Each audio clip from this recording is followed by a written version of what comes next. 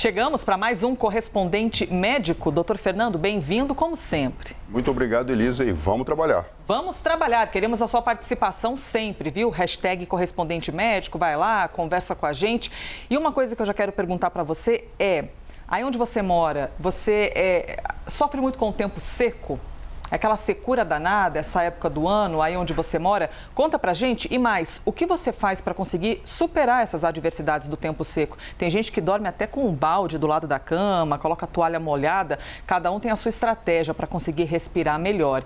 É justamente sobre isso que a gente começa falando, sobre os perigos do tempo seco e todos os cuidados que nós devemos tomar. Esta semana, em boa parte do Brasil, ela acaba sendo marcada pela temperatura alta e queda na umidade em boa parte do Brasil. Em alguns lugares do país, o índice de umidade relativa do ar deve ficar abaixo dos 20%, o que já é considerado pela Organização Mundial de Saúde um estado de alerta. O ideal é que seja de pelo menos 60%. E tem lugar crítico, viu? Nesta semana, em Cuiabá, a umidade relativa ficou em torno dos 10%, uma umidade desértica. Doutor Fernando Gomes, quais são os cuidados que a gente tem de ter para conseguir conviver bem? Até porque tem gente que, se você mora num lugar que está com tempo seco, você não vai se mudar, você vai permanecer ali. Mas como conviver bem com isso? E a gente precisa prestar muita atenção, Elisa, porque a umidade do ar é importante para a manutenção da saúde. Existe risco de, na verdade, acontecer desidratação, sangramento, problemas relacionados com a parte respiratória, manifestação de alergia. E não é só isso não, a pele também pode ficar comprometida e a gente fica muito preocupado com o estado de saúde. Por isso, cuidados básicos, é óbvio, né? A hidratação oral e lembrando da pele como um órgão super importante para a nossa proteção, a hidratação da pele, evitar banho muito quente, que ajuda a ressecar a pele e você trazer problemas, então, para esse órgão. Higiene doméstica, lembrando que existe um momento em que alérgenos podem ficar mais em suspensão e tanto a alergia relacionada com a manifestação clínica da pele alterada, mas também respiratória, podem se manifestar. Então, seria um sinal. Então, se você tem, às vezes, algo na pele, como o senhor falou, ou na respiração, já é um sinal de que a pessoa tem que ficar atenta. Tem que ficar atenta com a higiene doméstica. Porque você pode imaginar que a própria poeira, sujeiras e outros alérgicos tendem a ficar mais em suspensão. A própria umidade ajuda a que tudo isso venha a se depositar. Isso faz diferença para o corpo físico. Por isso que a questão de umidificar o ambiente, você deu um exemplo, né? A pessoa pode colocar ali uma toalha torcida com água dentro do seu próprio quarto, dentro de um balde, pode ajudar. Obviamente existem umidificadores específicos para isso, mas muitas vezes vale improvisar, até mesmo depois que você tomou banho, deixar aquele mormaço do próprio chuveiro, que nada mais é do que água em suspensão, também invadir o seu quarto e a sua casa. E uso de soro fisiológico, tanto para hidratar vias aéreas e também os próprios olhos, né? Existe uma preocupação bastante grande porque você pode sentir ardência nos olhos, nariz e boca. Isso aqui reflete para você o quê? O tempo está muito seco. A mucosa que deve ficar umidificada para funcionar bem está sendo prejudicada. Tanto é que aumenta até a chance de você, muitas vezes, pegar alguma doença. A gente está no tempo de pandemia e isso preocupa a gente. E agravamento de doenças respiratórias.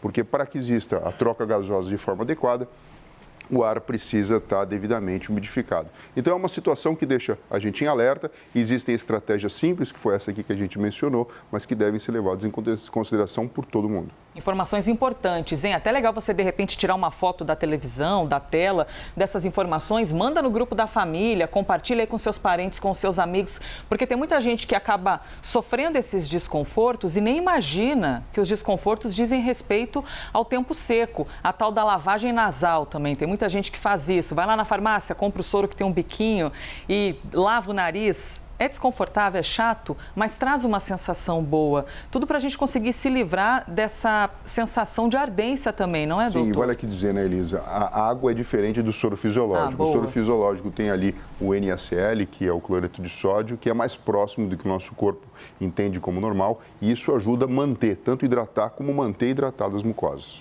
Doutor Fernando, e para o pessoal que ama praticar esporte, exercício físico, e tem gente que corre todo dia 13h, aí chega o tempo seco. A desenvoltura dessa pessoa vai mudar, evidentemente, mas mais que isso, pode fazer mal. Sim, a gente precisa prestar atenção em relação a isso. Quando teve as Olimpíadas, a gente comentou, porque alguns atletas passaram por uma situação semelhante, e isso muitas vezes acaba sendo desafiador. É lógico que o exercício físico deve ser praticado sempre, mas atenção. em época de tempo seco, evitar exercício físico extenuante das 11 horas até mais ou menos 3 horas da tarde. Lembrar que é importante se hidratar e que talvez não sejam os melhores dias para você tentar ter o máximo da sua performance. Então, reservar o começo do dia, onde na verdade você não tem um calor tão exacerbado, ou o final da tarde, acabam sendo estratégias interessantes, Elisa. E lembrando da importância sempre de beber água e de se manter hidratado. Pois é, tomar muita água. Fica incomodando quem está aí do seu lado. Já tomou água? Trouxe a garrafinha? Tomou um pouquinho mais? Um incomodando o outro, a gente vai lembrando que tem de se hidratar bastante.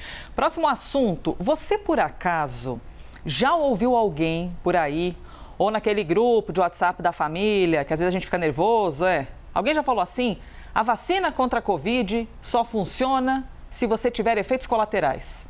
Já ouviu alguém falar isso? Ou de repente alguém que tenha falado o seguinte, quando a gente sente os efeitos colaterais da vacina, então tá maravilhoso. Significa que o corpo está funcionando, produzindo anticorpos, olha só que bom, em mim fez efeito, significa que o meu corpo está ativo e tudo mais. Isso faz algum sentido? Segundo um estudo da Universidade Johns Hopkins, dos Estados Unidos, uma coisa, gente, não tem nada a ver com a outra. Esse estudo analisou quase 1.000 pessoas que tomaram as vacinas da Pfizer e da Moderna. Apenas 5% delas tiveram reações depois da primeira dose e 43% após a segunda. E apenas, veja só, um participante do estudo inteiro não desenvolveu anticorpos contra o coronavírus. Doutor Fernando Gomes, e como o pessoal fala isso por aí, hein? Será que se fez efeito colateral significa que eu estou mais imunizado que meu amigo? Elisa, o cérebro da gente, ele trabalha por comparação. Então, qual que é a comparação que todo mundo tem? Se você faz atividade física, você usa o músculo, você vai ter dor nesse músculo depois, durante o processo de recuperação. Isso implica em você ter um músculo saudável, forte, ali, eficiente. Mas o mesmo não acontece para o sistema imunológico. É isso que esse estudo está mostrando para a gente aqui agora. Não significa que, se a pessoa teve algum efeito colateral, algum desconforto, que a vacina está produzindo ou está ajudando a produzir mais anticorpos. Não existe essa correlação direta. A maior parte das pessoas que a gente verificou no estudo foi vacinada, desenvolveu a sua imunidade e, na verdade, não teve sequer algum efeito colateral. Mas é normal, o nosso cérebro acaba, na verdade, fazendo analogias, comparações e muitas vezes a gente acaba comprando uma ideia como verdadeira que, na verdade, não é. Doutor, até perguntei aqui pela rede social, eu gosto de bater um papo com o pessoal antes de começar o quadro e tirar algumas dúvidas. Perguntei, você já ouviu alguém dizer que se fez efeito colateral, significa que a vacina funcionou, que é melhor assim? 75% responderam, de 1.200 pessoas, responderam que sim, que já ouviram outras pessoas falarem isso. Aí tem uma outra questão que eu também perguntei aqui para o pessoal, viu? Que quem diz o seguinte assim, se vacina faz muito efeito colateral, então significa que isso não é bom, não é possível. Vacina não tem que ter efeito colateral, eu tenho que ficar desconfiado. Menos pessoas, 54% responderam que já ouviram essa fake news por aí. É uma outra fake news, não é, doutor? De que se tem efeito colateral, melhor você ficar desconfiado. Se eu fosse você, não ia tomar essa vacina, não. Que bobeira, né? É natural o corpo da gente desenvolver algumas alterações que refletem muitas vezes uma dor, um desconforto, uma febre, até mesmo uma dor de cabeça, porque são respostas genéricas do corpo humano quando você tem algo diferente ali sendo introduzido. O que tem que ficar claro aqui é que essa sensação, essa percepção e identificação de que alguma coisa diferente está acontecendo não tem uma correlação direta com a produção dos anticorpos e da imunidade. Isso principalmente para quem não tem efeito colateral nenhum, que as pessoas ficam preocupadas também, né? Ao contrário, não senti nada, então será que está fazendo efeito? Tipo, me deram água com açúcar? Só, não é bem assim que funciona, pessoal. Gente, o que eu citei aqui da minha pesquisa na rede social, uma pesquisa informal, mas a que a gente abriu o assunto é, de fato, uma pesquisa legitimada, feita com um grupo de 1.000 pessoas e que analisou as vacinas da Pfizer e da Moderna, tá bom? Só trouxe aqui uma impressão do pessoal lá no @elisavec. Próximo assunto, uma ótima notícia, hein? Sobre a Coronavac. Um estudo preliminar foi feito na China com mais de 10.000 pessoas. Desse grupo de 10.000 pessoas, quase 2.000 tinham tomado as 2 doses da vacina. O resultado mostrou que a Coronavac foi 100% efetiva contra mortes e casos graves de Covid causados pela variante Delta do coronavírus. Então, é um estudo que focou ali na variante Delta. E essa efetividade, que é diferente de eficácia, a gente já explicou aqui, essa efetividade foi verificada no meio de um surto no sudeste chinês, pela cepa originária na Índia. Nesse estudo, a vacina também foi 78% efetiva contra casos de pneumonia leve causados pela variante. Doutor, só lembrando que efetividade é aquilo que eu chamo de pós-venda, né? O que acontece na vida prática com a vacina. Exato, e esse estudo aqui mostra a efetividade da Coronavac num ambiente especial em que tem uma variante que tem preocupado o mundo inteiro, que é a variante Delta, em relação à sua transmissão e evolução para casos graves e para a morte. É um dado realmente muito importante, impressionante e favorável, que faz com que a gente tenha um certo grau de tranquilidade para quem recebeu a Coronavac. É lógico que isso não desmerece as demais vacinas e também é óbvio, a gente precisa a conclusão total do estudo para podermos analisarmos então os dados. Ressaltando então 10 mil pessoas, um estudo na China e focando nessa questão da variante Delta. Doutor, é muito provável que nós vejamos cada vez mais estudos sendo feitos para ver se de fato as vacinas são efetivas contra as variantes. Desejamos que não apareçam mais, mas se aparecerem, estaremos aqui também para noticiar isso para vocês. Sim, a gente vive um tempo muito diferente, né, Elisa? Vacinas sendo feitas em tempo recorde, por uma questão de conhecimento técnico e de entendimento do ser humano e, ao mesmo tempo, a necessidade de esperar o tempo passar para verificarmos, de fato, o que está acontecendo em termos de resposta imunológica, em termos de controle ou não da pandemia. Então, todos os dados são importantes, a gente percebe que a construção do conhecimento é feita tijolo a tijolo, publicação a publicação, observação e mudanças que são fundamentais para que a gente possa entender e, principalmente, combater esse problema que assola a humanidade. Próximo assunto, vamos trazer o colesterol aqui para a nossa conversa. Você enfrenta algum tipo de problema com o seu colesterol? Tem o colesterol bom, tem o colesterol ruim? Cientistas de um centro de pesquisa da Flórida, nos Estados Unidos, descobriram uma relação, veja só, entre o colesterol e o Alzheimer. Essa análise foi feita em ratos de laboratório. Os pesquisadores perceberam que, quando cai o fluxo de uma proteína que carrega um tipo de colesterol pelos neurônios, também cai a presença da proteína beta-amiloide, que está associada ao Alzheimer.